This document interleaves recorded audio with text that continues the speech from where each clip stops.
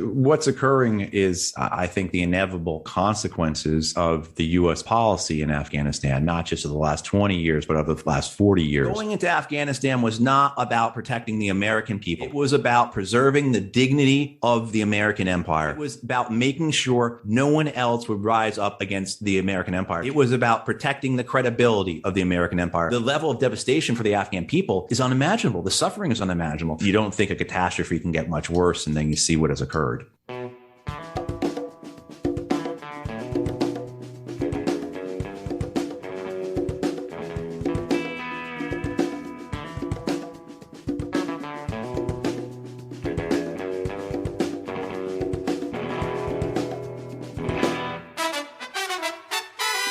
Welcome to episode 73 of the Refuse Fascism podcast. This podcast is brought to you by volunteers with Refuse Fascism. I'm Sam Goldman, one of those volunteers and host of the show. Refuse Fascism exposes, analyzes, and stands against the very real danger and threat of fascism coming to power in this country. Today, we're sharing an interview with Matthew Hoh, former Marine and State Department official, who served in and then was the first to resign in protest over the unjust war in Afghanistan all the way back in 2009. Then we're sharing an interview with educator and organizer Tamara Anderson about the upcoming Teach Truth Days of Action, a project of the Zinn Education Project, happening August 27th through 29th. To paraphrase a Daily Show tweet that brought these two issues together extremely well, the United States' actions in Afghanistan are so horrendous that Texas has already banned it from being taught in classrooms. By now, we've all seen the video footage of desperate Afghan refugees at the Kabul airport trying to flee the Taliban. What we have not seen for years now is the ongoing carnage and suffering from the U.S. occupation and bombings, which surged over and over for almost 2 decades. According to Brown University, more than 171,000 people have died as a direct result of this war as of April 2021. More than 47,000 were known civilians in Afghanistan, along with another 24,000 civilians in Pakistan. As Spencer Ackerman, author of Reign of Terror, How the 9/11 Era Destabilized America and Produced Trump, said this week on Democracy Now!, quote, "What we're seeing in Kabul is not the alternative to fighting in Afghanistan. It's the result of fighting in Afghanistan. There's no question that the refugees who want to escape now should be welcomed by the U.S. After all, the U.S. bears responsibility. That responsibility extends to providing speedy and safe exits. But our hearts also go out to those brave souls who have been and are staying and fighting for their fundamental rights. We must find ways to show solidarity and support for the people there that doesn't look to or rely on U.S. imperial force. What's happening in Afghanistan is an ongoing crisis at a major turning point with millions of lives in the balance, something that anyone with a heart should be thinking and caring about. And from day one, the invasion and occupation has had everything to do with the growth of American fascism. Fascism is a qualitative change in the form of rule. It is something that we came horrifically close to in the last few years. But it didn't come out of nowhere. If we are to confront the fascist threat looming large today, it's imperative to deepen our understanding of how Bush's crusader doctrine of endless war on the world with torture and assassination out in the open, along with the creation of DHS and exponential ramping up of the militarization of the police, the unleashing a tsunami of American chauvinism coupled with anti-Arab, anti-Muslim, and anti-Asian hate helped get us here. And it's important to come to grips with the reality that Obama, with Joe Biden as vice president, not only refused to prosecute those crimes against humanity, not only normalized them, but expanded many key tenets of that doctrine, and in key ways opened the door for the fascists to walk on through. The war in Afghanistan was never the quote-unquote smart war versus the quote-unquote dumb war in Iraq, as Obama said, and never had just aims. Why that is, and why it's a really good thing that the U.S. is leaving, is what I got into with Matthew Hoh. Today, as promised, we're talking about the U.S. defeat in Afghanistan, the Taliban winning, and what all this means for humanity. And today, I'm happy to talk with Matthew Hoh. Matthew spent almost 12 years serving in the United States Marine Corps, Department of Defense and State Department. He has been a senior fellow emeritus with the Center for International Policy since 2010.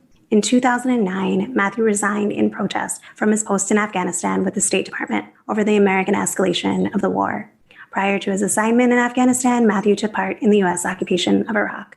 Matthew's writings have appeared online in places like Counterpunch, CNN, The Guardian, The Huffington Post, Mother Jones, U.S. Today, The Wall Street Journal, and The Washington Post. And we're so glad to welcome him on today. Thanks for coming on, Matthew. Hey, thank you, Sam. I appreciate you having me on.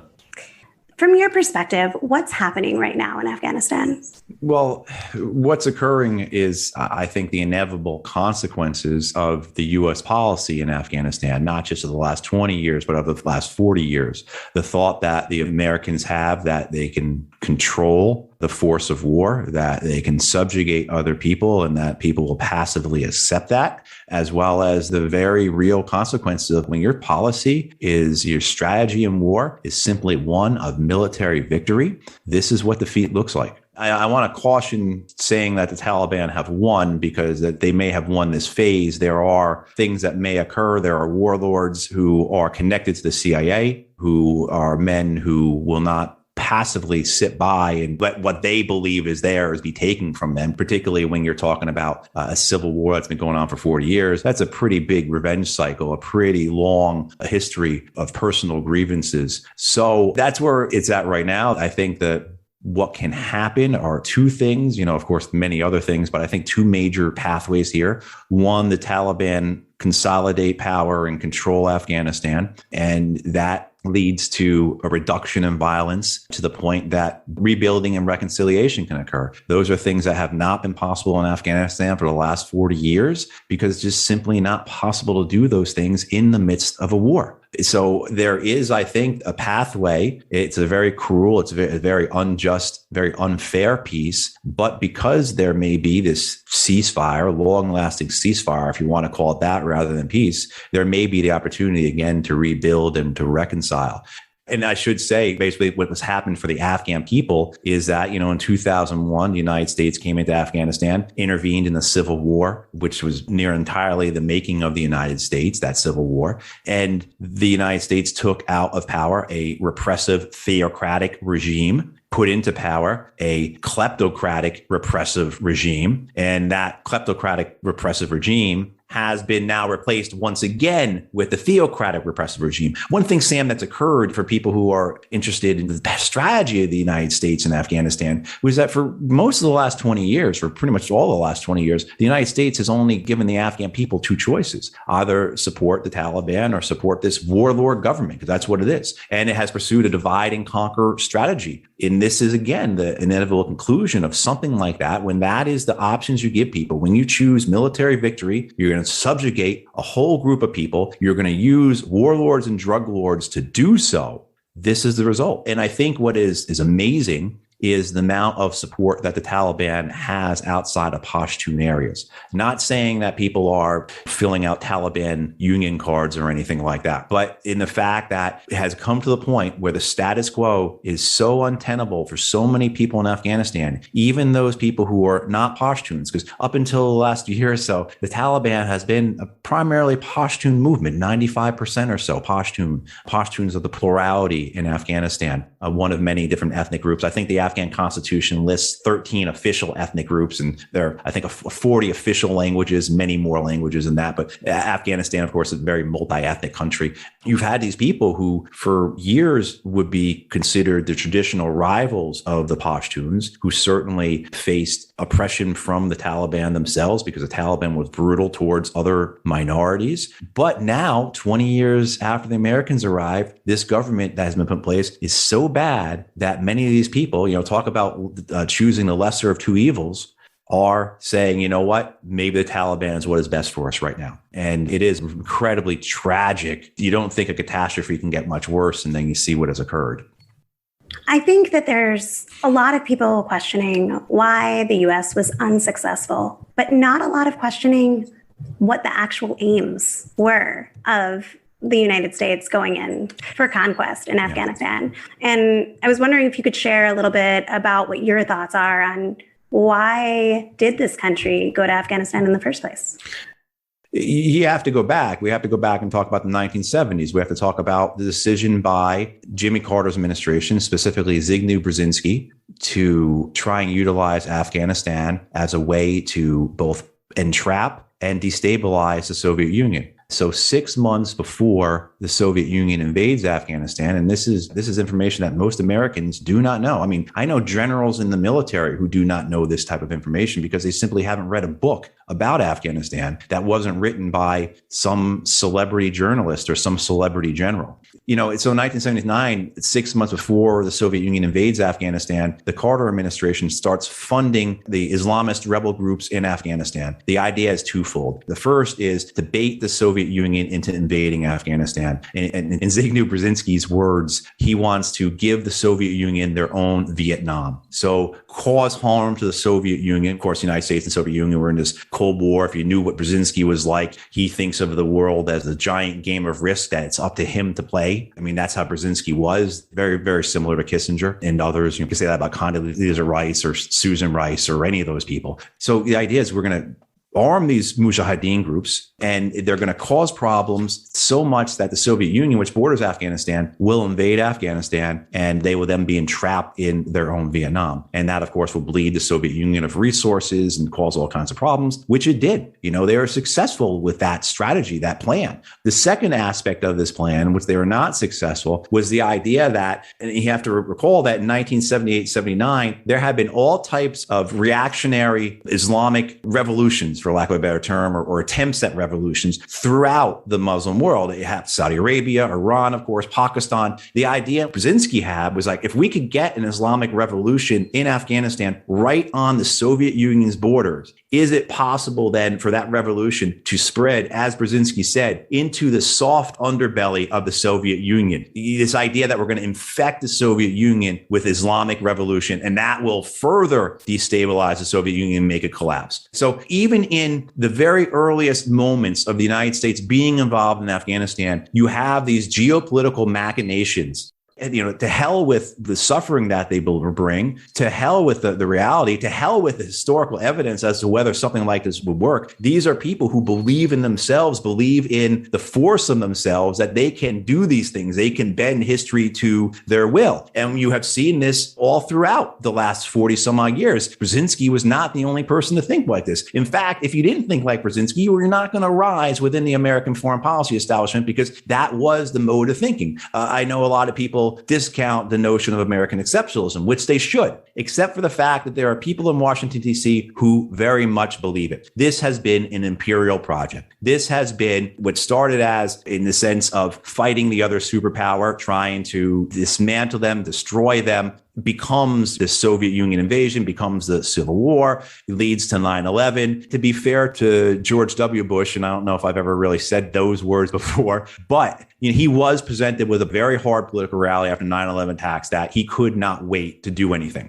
Now, I would give him a pass on it if he did bomb the Taliban and then he did what Taliban offered and took bin Laden from them. Because after the United States starts bombing the Taliban say, hey, look, you stop your bombing, we'll give you bin Laden, or we'll give him to a third country. We'll give him to Pakistan or Saudi Arabia or somebody. But at that point, the empire, which the president of the United States, that's his duty, has been hurt. It's been wounded. It can't appear weak. So you then launch into this defense of the empire, really, this imperial project to root out this insurgency, to punish those who have risen up against the empire. Because God forbid, and this is the way that it is thought, that this can spread. Others will challenge us. If we do not do something about this, there will be other 9/11s, et cetera, et cetera. And of course, then you have this whole history in Afghanistan now for the last 20 years of we've expanded the empire, we've taken Afghanistan, now we must fit it into the fold of the empire. And then it gets even crazier because you have people best characterized by Zalmay Khalilzad, who has served under Bush, Trump, and now Biden as the senior U.S. official for Afghanistan, who comes out of the Chicago school, those neoconservatives there, who really do believe that the purpose of the United States is to make the world in its image, that this is the best thing we can do, not just for the United States, but for other nations, is to recreate them as we are. And when you get into the thinking in terms of government and military figures, there's kind of a line between those like Khalilzad, who did believe in nation building, and those like, say, John Kelly or Jim Mattis or H.R. McMaster, who believe that those are borderlands, those are frontier lands of the empire that just need to be subjugated, they just need to be kept. This is the philosophy. That's the type of thinking that goes in behind this. When Barack Obama comes in 2009, it's really no different. I mean, this is an opportunity for a Democrat and the first black president to be a commander in chief than a white Republican. And that's the type of thinking. As well as, too, Obama is wedded to this idea of, as the president, he cannot have the empire recede.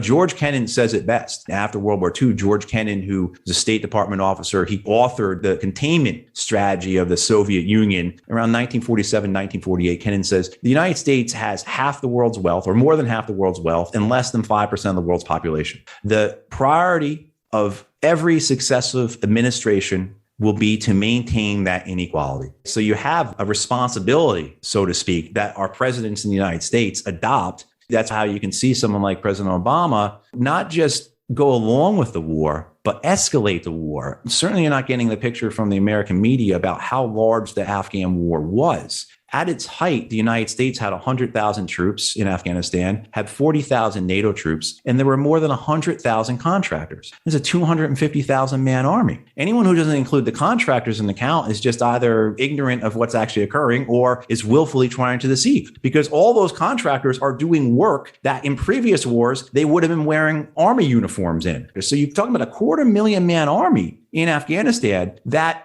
Obama is utilizing to, again, get back to the strategy, subjugate the Pashtuns, get this borderland, get this frontier under control, or try and create kind of this neoliberal experiment. You often heard about Afghanistan, the experiment in democracy. Hamid Karzai, who's the president of Afghanistan, is in 2004. He's being roundly criticized because he is not the president of Afghanistan. He is the mayor of Kabul. And the idea that the writ of the president, the authority of the central government, did not extend outside of Kabul, and that this American experience in democracy building was failing. And there is a hysteria. And I was there. I was at the State Department in 2005. I saw this, where we have to do something to make sure this experiment works. These are men like Khalilzad, Paul Wolfowitz, and women too. I wouldn't put like Condi Rice into this category, but I think I would put Susan Rice into this category. Samuel Huntington's The Clash of Civilizations, Francis Fukuyama's The End of History, which are books that came out in the 1990s describing the triumph of Western liberal democracy and capitalism, and that divided the world into a hierarchy. These are people who believe that. That's what Fukuyama and Huntington were reflecting. They weren't coming up with theories on their own. This wasn't Newton getting hit in the head with an apple. This was the reflection of what the American foreign policy establishment believed. And once that was solidified in writing, and I can remember I was in college when those books came out, the celebration of those books, the authority that those books had, that influenced these men and women even more. And so that's what you can really see when I talk about the hysteria in the State Department in 2005, because Karzai is being derided as the mayor of Kabul. This is a direct challenge to not just the authority of the United States, but to its whole purpose, the philosophy behind it, et cetera. So I know I probably went on way longer than you thought I would, but I enjoy the opportunity.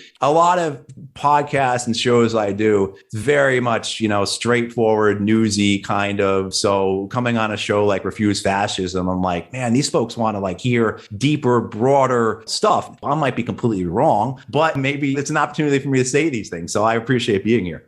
That is right. And that is what our listeners care about. It's not about the surface. It's about going deeper and understanding where are the roots of these things? Where does humanity's interests lie? I wanted to highlight a couple of the aspects that you were bringing up was in how I understand it. I think a big part of the motivating factors for the U.S. attack and then 20-year war on Afghanistan was a mafia action. It was a signal to the whole world, you have the audacity, you ever dare to even think about coming onto the U.S. soil, you're going to be wiped out. You're going to be destroyed with a vengeance, 100 times worse than what you ever dreamed of doing to the U.S. And I think that the other aspects that you touched on in terms of your remarks about empire, I think it was a move. It was a grand design, whether it failed, but it was a grand design to deepen and expand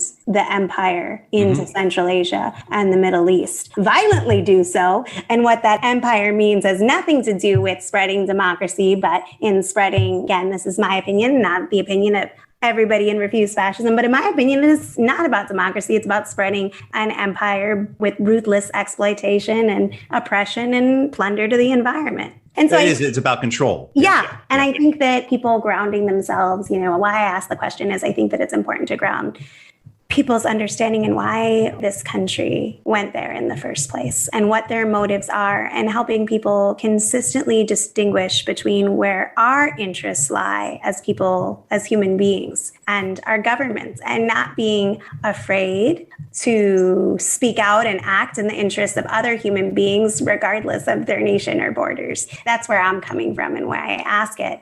And in that spirit, I wanted to get your thoughts on what you would say is the cost of the war on Afghanistan in terms of human beings.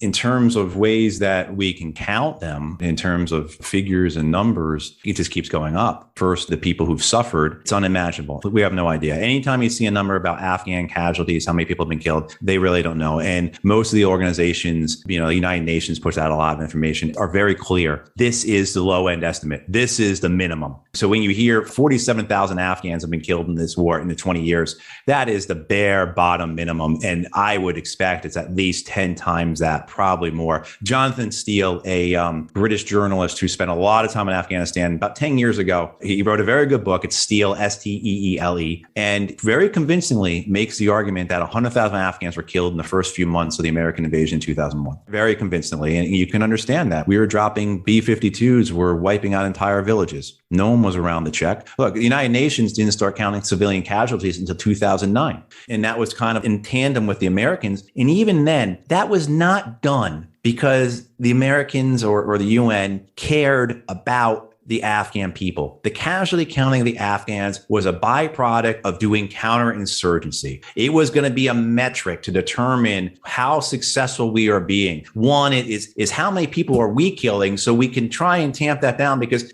killing these people really does affect the hearts and minds kind of a bit. So there is that, as well as two is the other, to be like, look, the Taliban keep killing you. You should be with us. The other thing I will say about the civilian casualties, when I was in Afghanistan, the State Department, I wasn't at the embassy in Kabul, just so people understand. I was with U.S. Army units, and so I was present, including for a few months with a very small Army unit in the middle of the city in southern Afghanistan. And I would estimate that for every incident where we, the United States, killed a civilian, that there were at least 4 or 5 that went unreported. One time, one of our Apaches saw some guys running into a date grove, and they opened fire with their 30 millimeter cannon, killed 9 people, I believe it was. 2 families basically wiped out. That story never made the New York Times. No one ever knows about it. Those numbers did not go into some database that said we've killed all these people. The only way the United Nations picks up for its casualty counting is when the Americans or NATO puts out a public release about it. That's it. So even if you did not have the war, even if you did not have these bombs blowing up because the Taliban are putting them in the road, or bombs dropping from the sky from the Americans, or firefights happening out front of your house,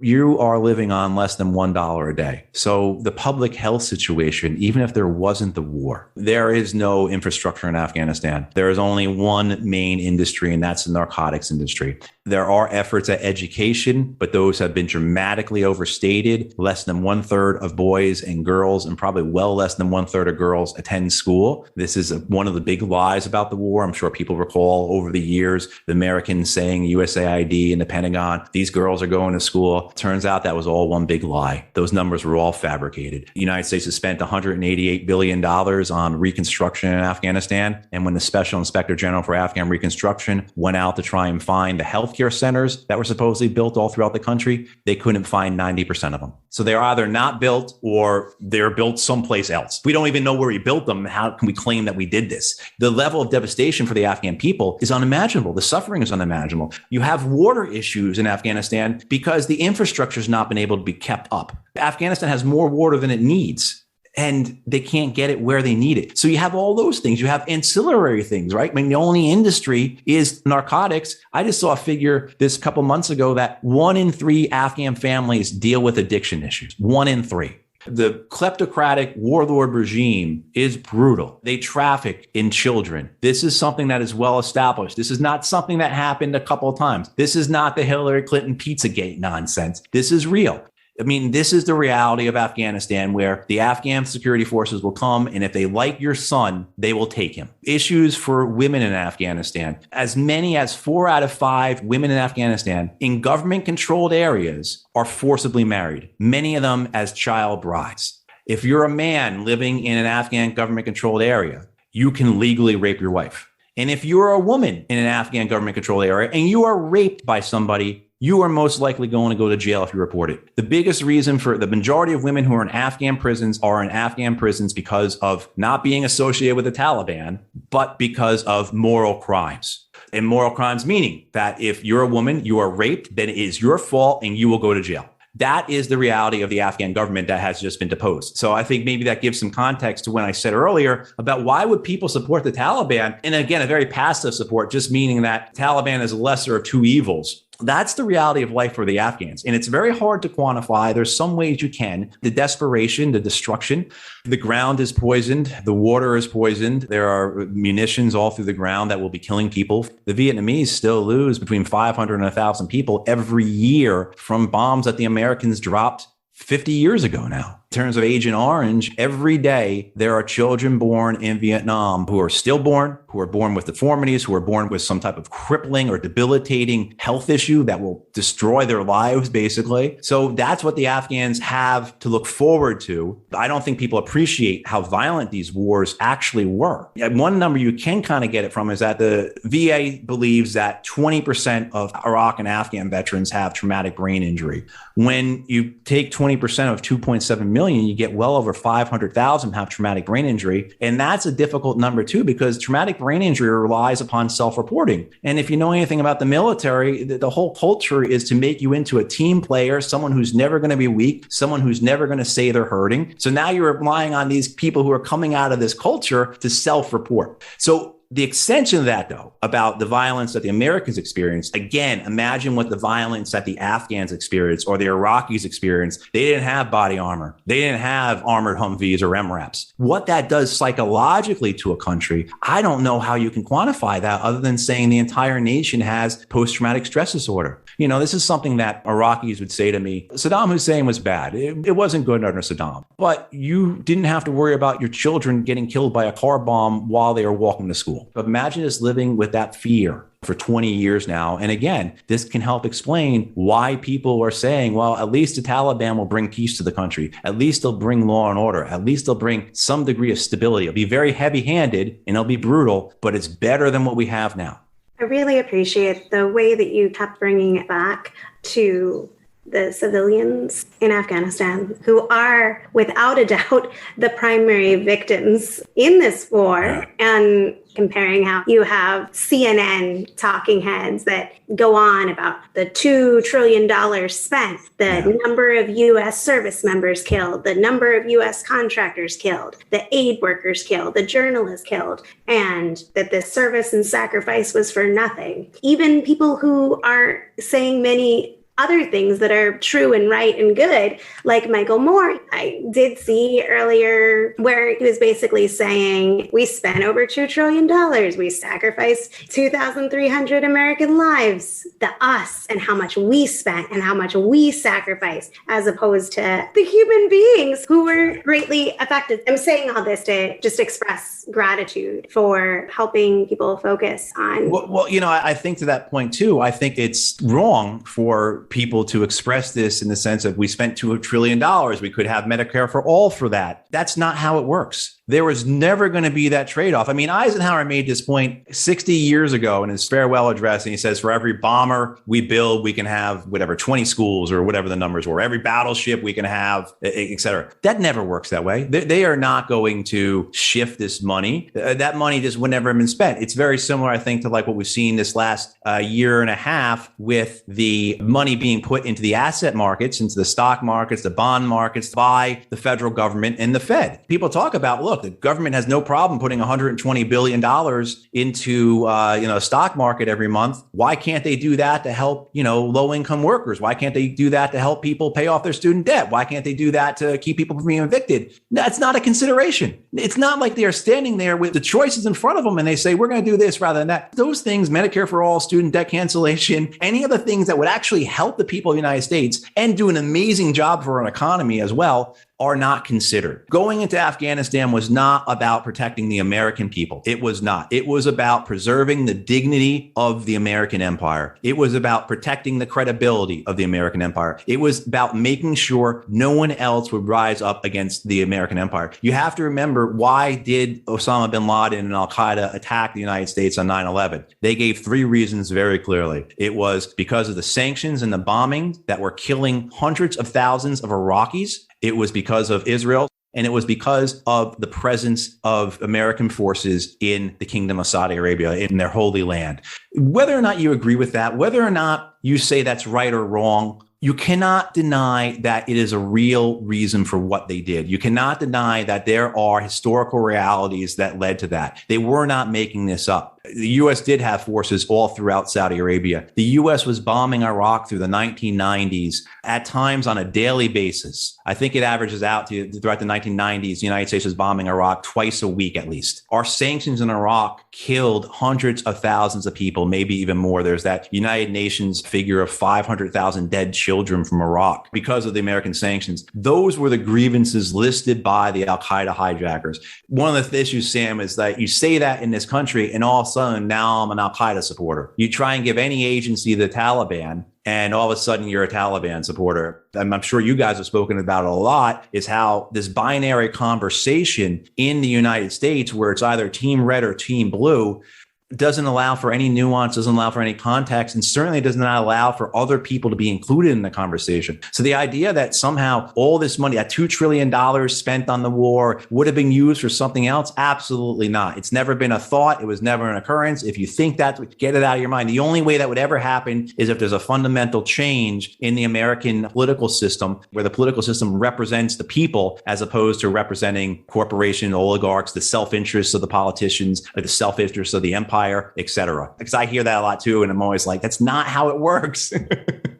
They would never do that. In the middle of a pandemic, with everything we know about the benefits of Medicare for all, how much cheaper it's going to be, on and on and on, they still won't even bring up Medicare for a vote. And they're going to somehow transition this war money to help us? No.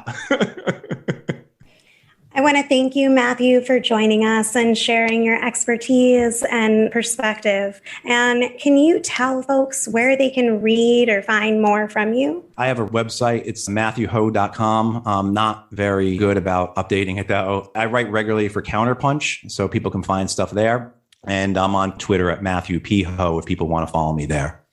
We'll put it in the show notes. Again, thank you so much. Thank you, Sam. I really appreciate it. That was Matthew Hoh, former State Department official who resigned his post in Afghanistan in 2009 to protest the war, which went on to last almost 20 years. In every recent episode, we've had to call out Texas explicitly. So, This Week in Fascism, Texas edition. 1. After a 6-week stopgap, Texas House Democrats broke ranks late this past week, delivering a near-certain victory for the Republic-fascist agenda to be pushed through, including the most extreme voter suppression in the nation. 2. This past Thursday, Texas Lieutenant Governor Dan Patrick insidiously claimed during a Fox News segment that African Americans were to blame for the ever-increasing wave of COVID cases. He then doubled down the next day on this insertion via social media, claiming, quote, federal and state data clearly indicate that Black vaccination rates are significantly lower than white or Hispanic rates, end quote. So what are the facts? Well, In Texas, the vaccination rate among Black people is low compared with other racial and ethnic groups. Get vaccinated, folks. But in terms of raw numbers, the biggest group of the unvaccinated is white people. Vaccine hesitancy is higher among Republicans than it is among Black people in Texas, according to a June poll from the Texas Tribune and the University of Texas, Austin. 38% of Republicans said they would not get a vaccine as soon as it is available to them, while 18% of Black people said the same. The Texas government is open about its white supremacy, and they're laying the groundwork for KKK lynch mob terror. And number 3, the Fifth Circuit Court of Appeals, which includes 3 Trump-appointed justices, upheld a Texas ban on the method of abortion most commonly used after 15 weeks gestation, dilation and evacuation, frequently known as D&E. The Texas law is a 15-week pre-viability abortion ban, which is completely unconstitutional. Nancy Northrop, president and CEO of the Center for Reproductive Rights, in response to this ruling said, quote, "Texas has been hell-bent on legislating abortion out of existence, and it is galling that a federal court would uphold a law that so clearly defies decades of Supreme Court precedent," end quote.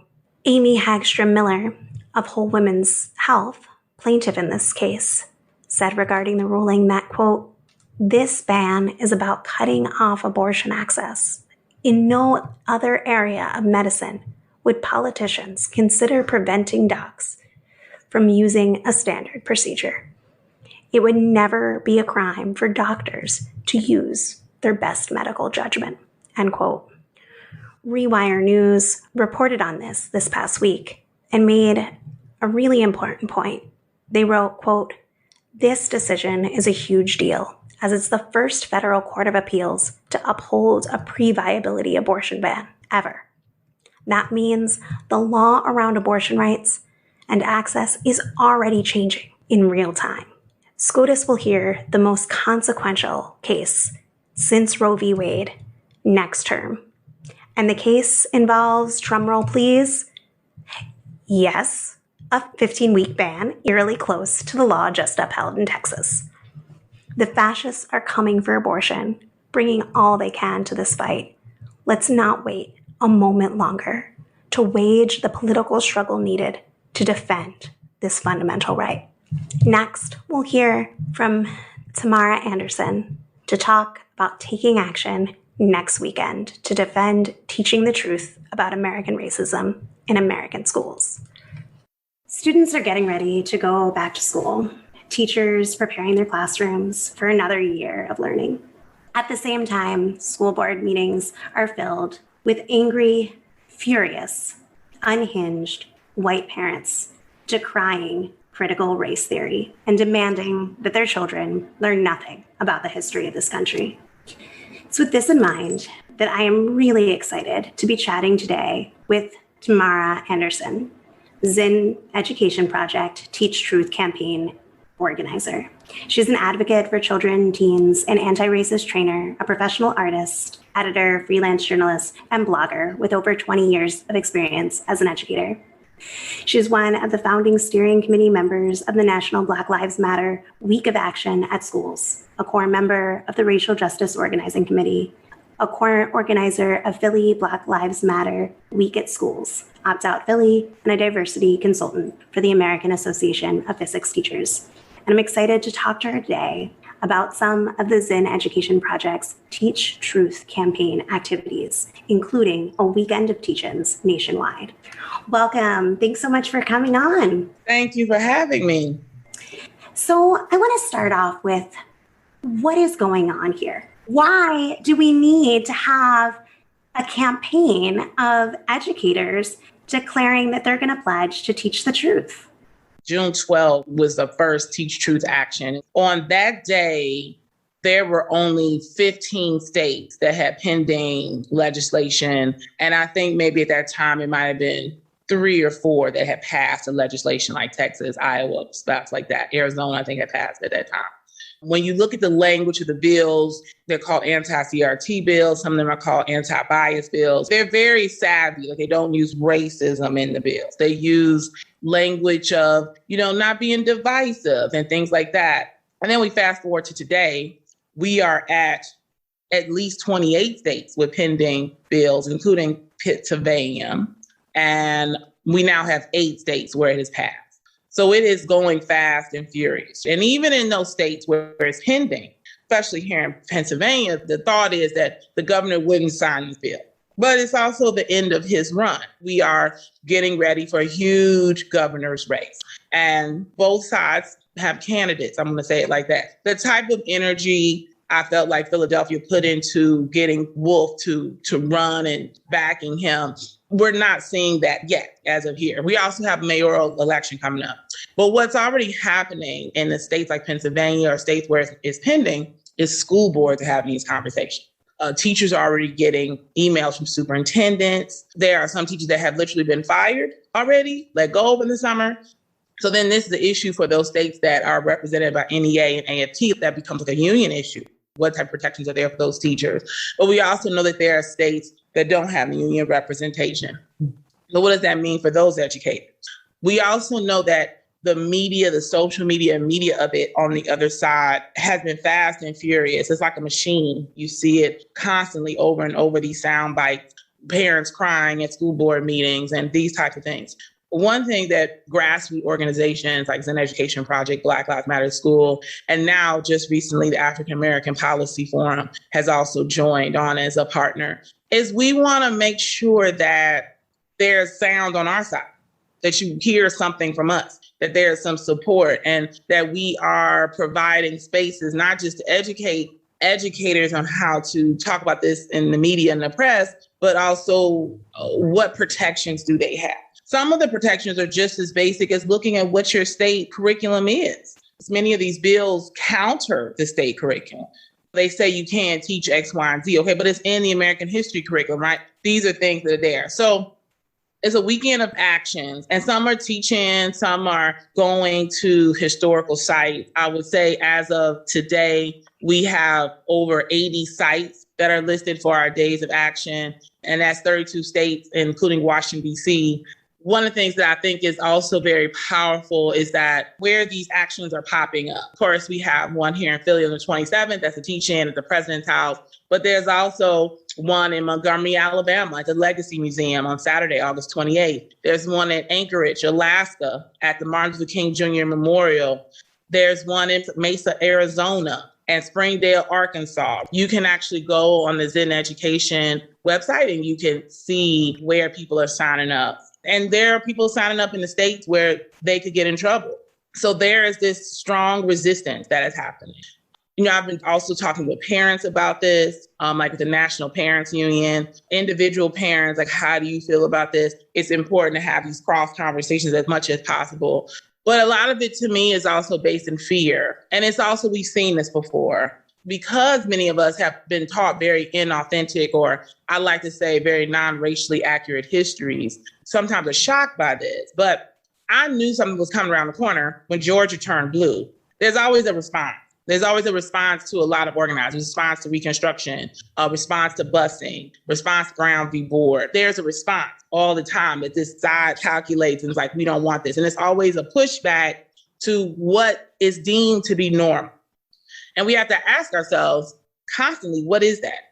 Because that idea of normalcy is very much centered on whiteness and very much centered in white supremacy. We have DEI, you hear this term all the time. But what I think is interesting is they never just simply just say, we're going to give you some anti-racism training. We're going to talk about racism and white supremacy. Or I would love just to hear, like, we're going to talk about white terrorism and say what that is. I think being uncomfortable looking at primary sources is a part of learning. People like to say, well, schools aren't political. Oh my goodness, the very act and creation of curriculum is literally to make little robot citizens out of us. But ideally, if we decolonize the curriculum, the goal is then to make students critical thinkers and to stop underestimating their ability to talk about difficult things. This is also in response to the trans laws that have come across, or anti-trans or transphobia. We are seeing this intersectionality. You can't just talk about one thing without seeing that it is a quilted response. A bunch of things happen. Yes, the uprisings happened last year. in the wake of George Floyd's murder. But we also lost Breonna Taylor. We also lost Ahmaud. There's countless numbers of Black men and women's bodies that are piling up. There are even Asian victims of police violence that are piling up that we do not talk about or does not always make the news. The issue with this is that people on the ground are sick and tired of being sick and tired. They're like, I don't have to deal with this. It's a reckoning. Reckoning is not to make you feel at unease in any kind of way. The reckoning is to really talk about, what do you not want to learn about? America has a very messy history. Is there some points of beauty? Yeah, but I mean, I think your very life is like that. Humanity is like that. The humanness of you is like that. We know cerebrally and in our mind that race is a construct, that these divisions between us based upon color are not based in any scientific or anthropological study or fact. It doesn't matter, though, because the construct itself is political and social. We have bought into it, not just for the last 5 days since we landed here. That's a long time to be embedded in something, into a belief system, and then to basically have all of your lenses and all of your decisions go through that same system, through that same lens. I really appreciate what you were saying about the need for a response from the people who are on the ground, who are experiencing it, who are pledging. Over 6,000 educators or those involved in education in some way have signed a pledge refusing to lie to young people about U.S. history and current events. And I really like the way that it's worded, in refusing to lie. As a kindergarten teacher, I think it's very simple and very clear. We need to tell the truth about the history of this country and about what's going on in the world, even the uncomfortable truths. If we don't move into a place of discomfort and unease at this moment of history, we're going to face a world of hurt later. I think that this is a really beautiful action that you and those that you've been working with are mobilizing. And I'm wondering, since you've been working with a lot of educators and families, what have the effects so far been? There's fear. There was a kindergarten teacher, I think she was in Idaho or Iowa, I can't remember the state, but she was in a virtual town hall and she was nearly in tears because she was like, so what you're saying is I can't even teach my babies about Ruby Bridges anymore without being at risk. When you do talk to people, there's this assumption that everybody knows this is happening. Because it's so many sound bites on one side, they think that that is the only side that's saying anything. One thing that the conversations have rendered for me has been eye-opening of, we need to not just look at state, we got to look at local stuff too. So August 27th through 29th, to raise awareness about this attack on education, these laws that would require teachers to lie to their students about racism, sexism, all forms of oppression throughout U.S. history. Educators are having these teach truth teach-ins. Right, they're having actions. It's amazing. Here in Philadelphia, we literally have tables, new tables popping up every day in my email. Can I do a table with my union? Can I do a table for parents? They can know what's happening with these bail schedules. Can I do an African-American history table? I think we're having a tour table that's going to do a tour of the president's house. It's going to be very interactive. And it'll be tables all across People's Plaza, which will be beautiful. I think the group wanted to do something a little different besides a typical rally with speeches and people talking and just having more engaged conversation. We start at 5:00. We'll be there until 7 p.m. There'll also be artists there too, doing poetry and things intermixed. I do believe in that cross when it comes to this type of work. We also are rolling out an Instagram and Twitter challenge, Teach Truth Challenge. Yeah, so you can get on Instagram, August 18th, it starts. Basically, we have graphics that you can post. Be like, I support teachers to teach the truth because, or you can say, you know, when I learned about protest music, it made me realize when we look at this idea of religiosity and churches in the movement, but that music brought great peace and great spirituality to the movement. There's a spirit-filledness that people talk about that sometimes doesn't, no matter what you believe in, these things come from that. Would I've known that if I didn't know that Mahalia Jackson gave lots of money to the movement based on her concerts, while sometimes being ridiculed by church because she was singing in a secular setting. These people behind the scenes, people who made dinners and sold them and actually provided money. There was a fund called, I think it's called Money from Nowhere. Georgia Gilmore. She was from Montgomery, Alabama, and participated in the bus boycott and wanted to do something and literally started selling dinners to people, and her oven broke and the movement bought her a new oven and she literally fed the movement out of her kitchen. The people who were in the group, she said they called themselves either the Money from Nowhere so they could hide it because many of them were domestics and working in people's homes and didn't want to lose their job. So when they wrote in what they were giving the money to, they would write that on the line instead of saying it was going to the civil rights group or whichever. But these are the unsung heroes that children should learn about, that you should know, what does that do for you? So you get to do a minute video on Instagram and Twitter and kind of share your story and use the hashtag Teach Truth, use the hashtag Teach Truth Challenge, tag Zen Education Project, tag Black Lives Matter School, tag African American Policy Forum, tag March on Washington. Forward too. Race Forward is another group that's working. And what's the handle that they'll be able to follow when it launches? Hashtag Teach Truth and then Teach Truth Challenge. Those two handles. Awesome. Thank you for that. And, there's often a question of how can people who aren't educators support? Well, this is a great way. This challenge is a wonderful way for non-educators to really show that they support teachers and to really keep our educators' morale up during this time, that they could go on their social media and hear testimony, hear quotes, hear music even. You could also share a real story. I remember the first time I learned about Mary McLeod Bethune. First time I learned about Ida B. Wells. What does that mean to you? First time I read Beloved by Toni Morrison. What did that mean when I read that? Then when that book was actually given to me in a class as opposed to being erased from the curriculum. I can't wait to see everyone's stories up on Instagram starting August 18th. And this will upload and it will be already happening. So I really... Yeah, and you can keep going. Like the goal is to keep this challenge going all the way to the 27th. And if people want to find, because this is a nationwide actions happening, what are the best ways for people to get involved, find something that's happening near them? So the best way to do that is the website, zenedproject.org/news/August 27th, 29th, Teach Truth Days Action. I'm going to say it again. zenedproject.org/news/August 27th, 29th, Teach Truth Days of Action. And it will literally come right up.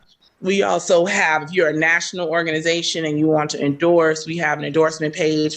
And if you want more information about the Instagram challenge, we also have a page for that too. And I guess my last question will be, what are you most looking forward to seeing educators do? I'm really excited about educators standing up 27th to 29th. And I'm really excited that parents are going to come, people doing this with their families, especially in those states, those 8 states where this is passed. It means a lot to see that you're not alone.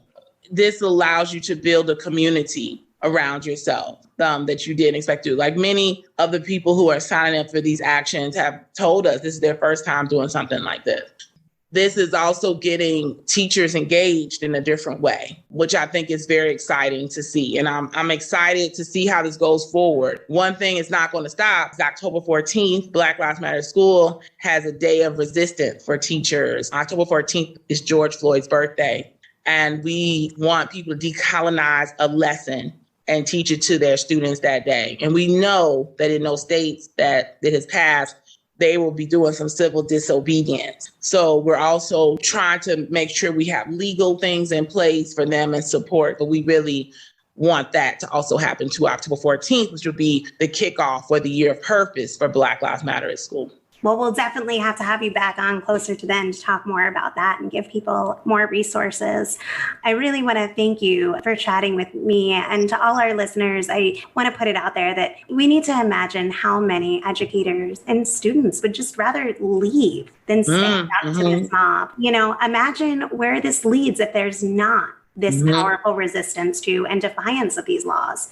And the need, and this is something that I really appreciate about these teach-ins, is that this resistance is also linked up to people understanding more about the history and the current reality. I want to see this spread and grow and strengthen. And I know that everyone listening does too. And so I hope that they join with and support the educators that are coming out to these teach-ins the weekend, August 27th.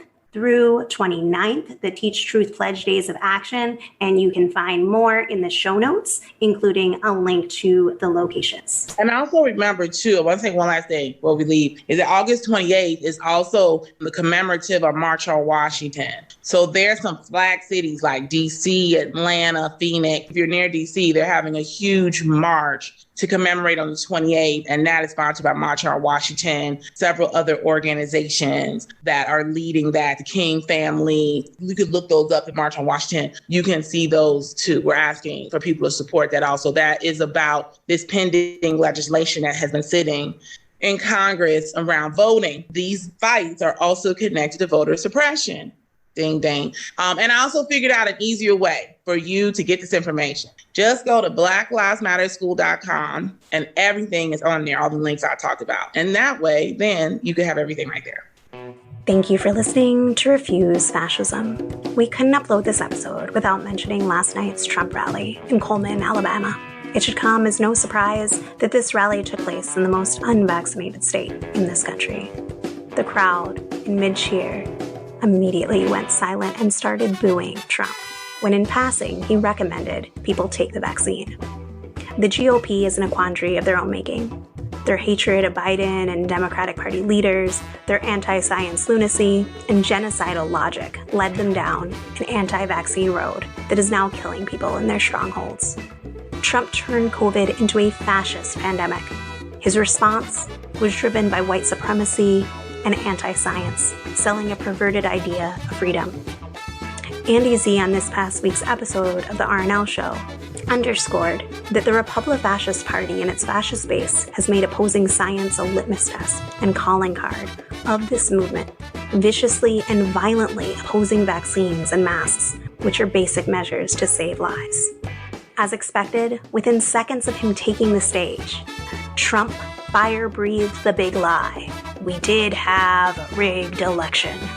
Why is it that this 21st century American Hitler is still free to hold another rally after the January 6th coup attempt? He unleashed his mob on the Capitol and went unpunished, with a stab in the back narrative which has thus far helped propel and cohere the whole fascist movement forward. What we're aiming to do with this show is to foster a deeper understanding of why and how we've gotten into this predicament that we have, with a real threat of fascism in this country. So thanks for being part of that work. Thanks for listening and sharing and spreading the show. If you want to show us some love, rate and review us on Apple Podcasts or your listening platform of choice.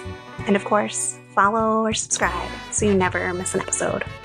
We're going to be doing some more ads online to promote this podcast even further soon. And if you want to help make that happen, you can donate at refusefascism.org or Venmo refuse-fascism. As always, I want to hear from you. Send your comments, ideas, questions, or lend a skill. Tweet me at Sam B. Goldman.